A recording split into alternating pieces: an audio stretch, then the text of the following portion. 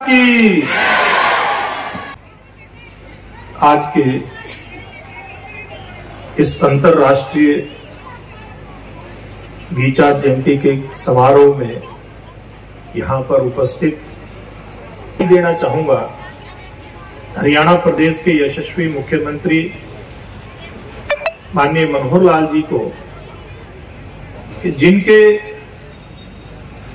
Vision के कारण से आज पूरी दुनिया में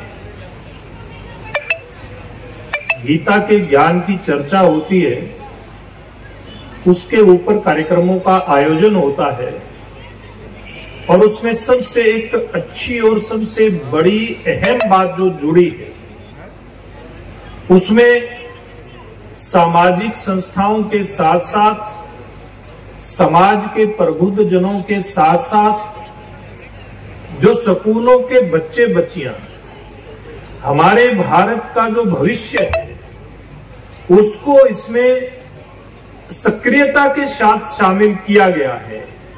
उनकी सक्रिय भागीदारी इन कार्यक्रमों में हुई है ताकि वो अपने जीवन के अंदर गीता के सार को उतार सके। ये बहुत बड़ी बात हुई है, क्योंकि अगर कार्यक्रम तो हो जाए, गीता के ज्ञान का प्रस्तुतिकरण भी भिन्न भिन्न अलग अलग प्रकार के वक्ताओं के द्वारा हो जाए, लेकिन हमारे देश के भविष्य की उसके अंदर अगर भागीदारी ना हो, यानी कि अगर बच्चों की भागीदारी ना हो, तो फिर बात बढ़ती नहीं है। ये बहुत एक अच्छा फैसला हमारी सरकार का है कि इस प्रकार के भव्य कार्यक्रमों का आयोजन शुरू हुआ है। और जैसे मेरे से पहले के वक्ताओं ने भी बताया, ये केवल अपने हरियाणा और भारत में नहीं होकर के ये पूरी दुनिया में इस प्रकार के कार्यक्रम होते हैं अंतरराष्ट्रीय गीता जयंती समारोह के। और मुझे प्रत्यक्ष रूप से ऐसे कार्यक्रमों में शामिल होने का मौका मिला है। और जो ये सनातन संस्कृति कभी पूरी दुनिया जिसका अनुसरण करती थी, अब वर्तमान में फिर से वही बात दोहराई जा रही है। मैं उस बात का संत कुमार जी प्रत्यक्षदर्शी बना जब कनाडा की पार्लियामेंट के अंदर न केवल गीता जयंती का समारोह हुआ, बल्कि गीता जी की प्रति भी वहां की संसद के अंदर रखी गई। और उस दिन मेरे लिए नहीं, हर भारतवासी के लिए बड़ा गौरवशाली वो दिन था। मेरे लिए तो था ही, मैं उसका प्रत्यक्षदर्शी बना। और लगातार इन सालों में इस प्रकार के कार्यक्रम हुए हैं।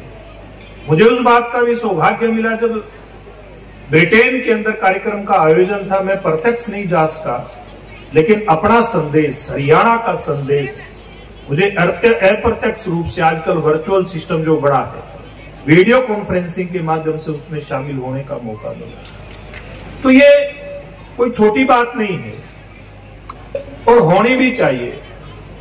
लेकिन कुछ कालखंड ऐसा रहा जब हमारी सनातन संस्कृति को दबाने का काम हुआ, उसको विस्मृत करने का काम हुआ, उसको छिन्न भिन्न करने का काम हुआ। लेकिन ये जो सनातन संस्कृति है, ये बड़ी विशाल है, इसका स्वरूप बड़ा विराट है। ये इस प्रकार से क्षणिक, इस प्रकार से जो समय आता है उसके कारण से विलुप्त होने वाली नहीं है। लेकिन उसके लिए हम सब लोगों को, हम सब भारतवासियों को, हम सब हरियाणा वासियों को उस पथ के ऊपर निरंतर चलना पड़ेगा। हमारी सनातन संस्कृति के रास्ते जो बताए गए हैं हमारे पूर्वजों के द्वारा, हमारे संत महात्माओं के द्वारा, उनके ऊपर हमें आगे बढ़ना पड़ेगा। वरना तो हम लोग देखते हैं कि अभी जो बच्चे बच्चियां यहां प्रस्तुतिकरण दे करके गए, उससे पूर्व आदरणीय संत कुमार जी ने अपना वक्तव्य प्रस्तुत किया और उसके बाद एक बहन जी बड़ा सुंदर यहां बोल करके गए, वीना जी, और उन्होंने एक बड़ी गजब की बात जिसकी तरफ मेरा भी ध्यान आकर्षित हुआ था। बच्चों ने अपनी प्रस्तुति के अंत में धर्म की परिभाषा को यहां प्रस्तुत किया।